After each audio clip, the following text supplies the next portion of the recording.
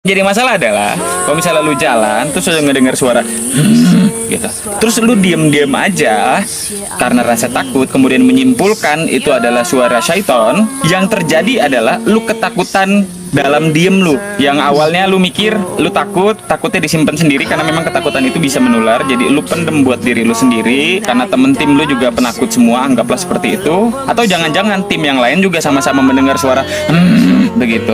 Yang terjadi adalah ketakutan lu simpen, fokus lu terpecah. Yang tadinya fokusnya untuk capek, fokusnya untuk dingin begitu, fokusnya untuk masak, fokusnya mungkin untuk hujan diriin flysheet, akhirnya terpecah sama suara yang ternyata itu adalah suara air. Jadi kalau dengar sesuatu, kalau gue sekarang itu harus langsung dilihat, dicari, dicoba untuk mengerti itu suara apa begitu.